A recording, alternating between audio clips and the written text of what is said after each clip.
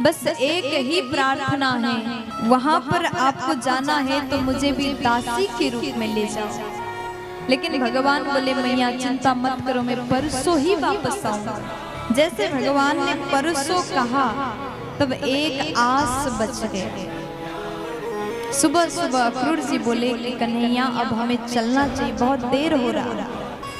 जैसे महल का द्वार कन्हैया ने खोला, सामने हजारों गोपियां कन्हैया को देख करके रोने लगी, कान्हा मत जाओ, कृष्ण मत जाओ, आपके बिन हम कैसे रहेंगे, क्योंकि आपसे ही हमारा दिन शुरू होता है।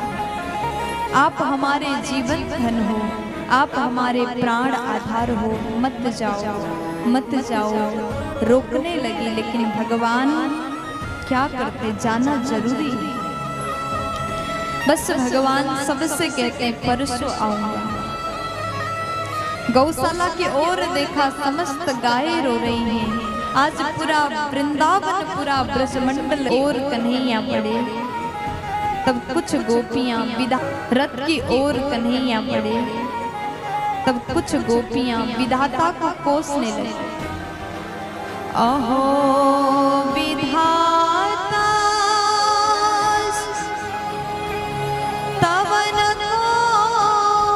चिदया संयोज्य मैत्र्या प्रणयेन देहिना तमसा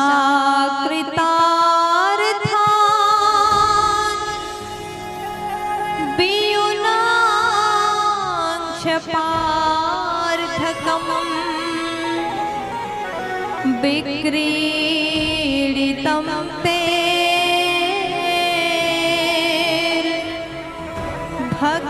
भगचेष्टितं यथा। अहो विधाता स्तवन कोचित दया, हे विधाता तुम्हारे भीतर थोड़ा सा प्रेम नहीं है, थोड़ा सा दया भाव नहीं है। अगर आज इस प्रकार श्याम से हमें दूर करना ही था तो मिलाया ही क्यों? पहले से नहीं मिलाते तो आज इतना पीड़ा नहीं होता। पहले मिलाया फिर प्रेम कराया।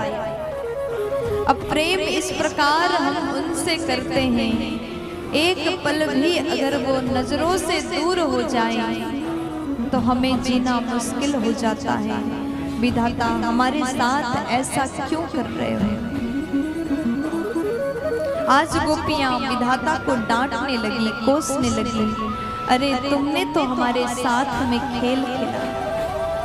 जिस प्रकार अर्भकचेष्टितं यथा, एक छोटा सा बालक बालू से खिलौना बनाता है, मिट्टी से खिलौना बनाता है और उसके साथ जब तक मन करे खेलता है, और जब मन भर जाए उस खिलौना को तोड़ करके अपने घर चला जाता है। तुमने भी हमारे साथ में बिल्कुल उसी तरह खेल खेला।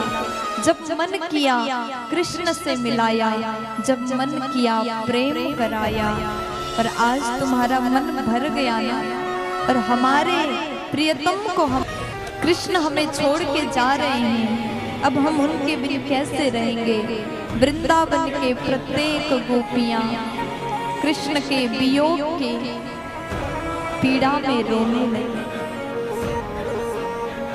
अत्यंत पीड़ा हो रहा है। कुछ गोपी दौड़ के आई, अरे सखी तू क्या कर रही है? उधर देख कन्हैया रथ में बैठने वाले हैं, अब चले जाएंगे, अब ज्यादा नहीं रुकेंगे, जल्दी चलो। कोशिश हम करेंगे, जब तक बन सके कोशिश करेंगे।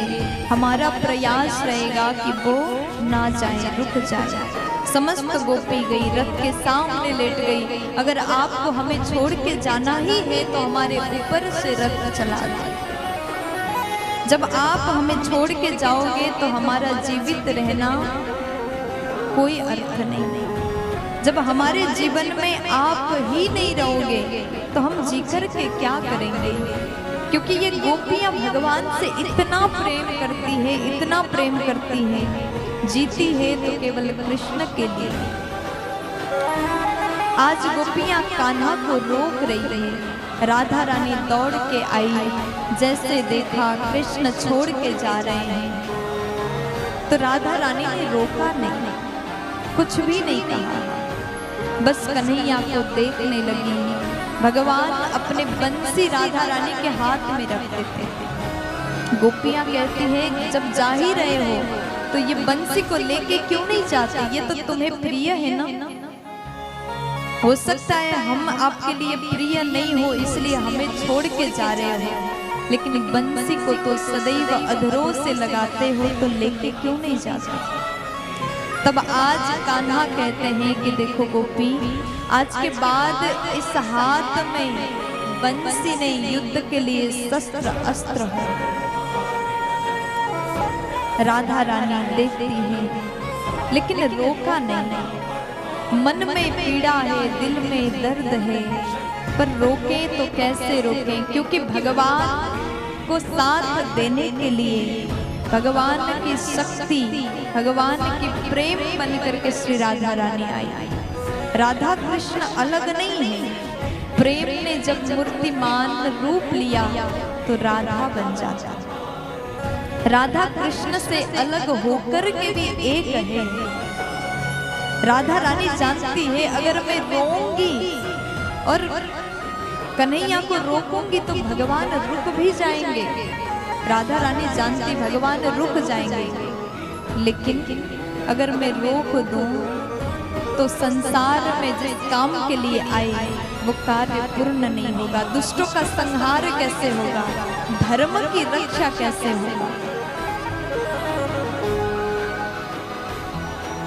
आज भगवान को देखती रहती है और भगवान को भी अत्यंत कष्ट हो रहा है। राधा रानी से दूर जाना पड़ रहा है, गोपियों से दूर, ब्रज से दूर। जैसे भगवान रथ में बैठे, गोपियां जोर जोर से रोती हैं। भगवान बोले परसों हो आगमिष्यामि, परसों आऊंगा। जब परसों शब्द सुन लिया तो थोड़ा सा आस फिर से जागृत होता है। भगवान ने जो बोला है पूरा तो करेंगे, परसों आएंगे। आज गोपियां भगवान को रास्ता प्रदान कर,